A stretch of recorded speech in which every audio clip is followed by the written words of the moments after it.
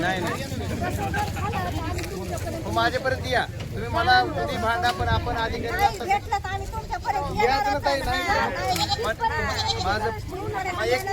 माझं पूर्ण ऐका तुमच्या शंका सगळे क्लिअर झालं तर नाही तर पुन्हा सांगा. आपले जेवढे घरं पाण्यात गेलेले तेवढ्या प्रत्येक घराला 10,000 रुपये तातडीची मदत आहे. ही काय मदत तुम्हाला तुमच्या पद्धतीची नाही. जे घरं पडले जे काही वाहून गेले जे झाले त्याची मदत त्या घराप्रमाणे पंचनामा करून आपल्याला आणखी वेगळे मिळते जी मातीची असते. आता जी ही बांधकामाचं घर आहे ही काय पडलं नाही. ऐकून घ्या पूर्ण माझं बोलणार आहे. जर समजा ह्याला काही मदत कशी पडझडी जर पडली तर त्याची वेगळी. कुणाच्या विहीर बुजली, कुणाची मोटर गेली, कुणाची पाईपलाईन गेली, कुणाचा सोलर पंप गेला त्याचे सुद्धा वेगळे पंचनामा. पिकाचा पंचनामा हा विषय वेगळा आहे. पीक जेवढे गेले तेवढे सरसकट ऊस असेल कपाशी असेल किंवा सोयाबीन जे काही शेतात आहे त्याचा सरसकट शासन जेवढा आहे तेवढ्याची मदत वेगळी देणार आहे.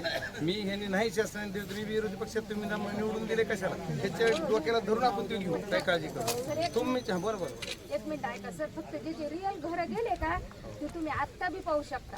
दिसतेच ना. 3 दिवसापासून येतात. हो ताई मी तेच म्हणणं आहे. दिले तर आम्ही काय करणार आमच्या आता बघा तुम्ही आता सगळं सामान गेलं तुमचं गेलेलं सांगायला जे गेले त्यांनाच मिळाले पाहिजे तेच महत्वाचा विषय. आणि तो एका ठिकाणी बसून जर पेन्शन आम्ही केली तर आमची तुम्ही मला सांगा ना मी तुमच्या बरोबर आहे.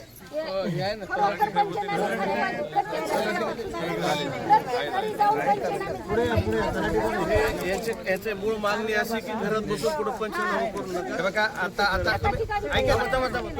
ऐका मी तुम्हाला समजून सांगतो. अगोदर आपली ही तलाठी ह्यांनी जर योग्य काम नाही केलं तर मी परत 15 दिवसांना सगळे गाव दौरा करणार आहे जिथं काय अडचण येतील मला सांगा त्याच्यानंतर बी घ्यायला होतो. पण आता जे तुमचे घरात ज्यांच्या पाणी गेले ज्यांचे तुम्ही सगळेचे नंबर घ्यायचे घेऊन त्यांना 10,000 रुपये तातडीची मदत तुम्हाला खाया प्यायला म्हणून ही विषय वेगळा एक विषय. आणि दुसरा विषय जे घरात आपलं नुकसान झालंय बाकी त्याचे पण जरा मी वेगळे करायचे. हा त्याचे पण तुमचं काय वाहून गेले गॅस गेलाय का शिगडी गेली काय केली काय किती उत्पन्न झालं ते ग्रामसेवकाशी सगळे लावूनच करणार. ग्राम ऐका ना ग्रामसेवक वगैरे तुमचं माली आता त्याचं काय मदत मिळेल नाही मिळेल ती मला माहित नाही त्याच्यावर. पण आज आपल्या 10,000 रुपये निधीची मदत पुन्हा काय होईल तुमचे एकदा व्हॅल्युएशन तर करू सगळ्या गोष्टींना. तुमच्या सगळ्याचं समाधान नाही झालं तर मी ह्यांना आणि अधिकाऱ्याला परत घेऊन येतो.